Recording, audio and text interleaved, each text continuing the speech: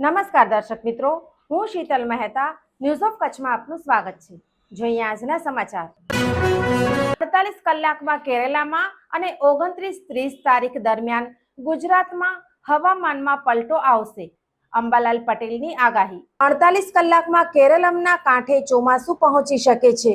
આ વચ્ચે હવામાન નિષ્ણાત અંબાલાલ પટેલની આગાહી કહે છે કે 29 થી 30 મે દરમિયાન ગુજરાતના હવામાનમાં મોટો પલટો આવશે। 7મી જૂને રાજ્યમાં ગાજવીજ અને પવન સાથે વરસાદ આવવાની શક્યતા છે।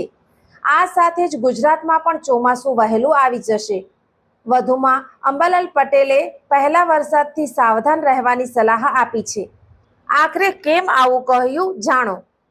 સખત પવનો, તોફાનોથી નબળા મૂળિયાવાળા ઝાડ ઉખડી જવાની શક્યતા રહેશે। વરસાદની આગાહી વિશે હવામાન નિષ્ણાતે કહ્યું કે 7મી જૂન રોહિણી નક્ષત્ર વરસાદ થશે। રોહિણી નક્ષત્રમાં ચોમાસા જેવો માહોલ જોવા મળશે। દક્ષિણ સૌરાષ્ટ્રના ભાગોમાં 1 થી 2 ઇંચ વરસાદ થવાની શક્યતા રહેશે, તો દક્ષિણ ગુજરાતના ભાગોમાં વરસાદી શક્યતા રહેશે।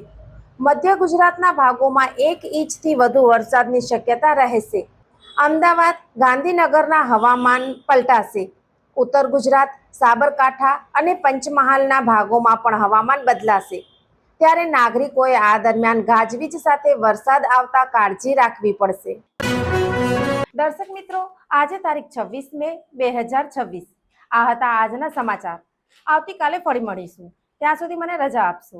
નમસ્કાર।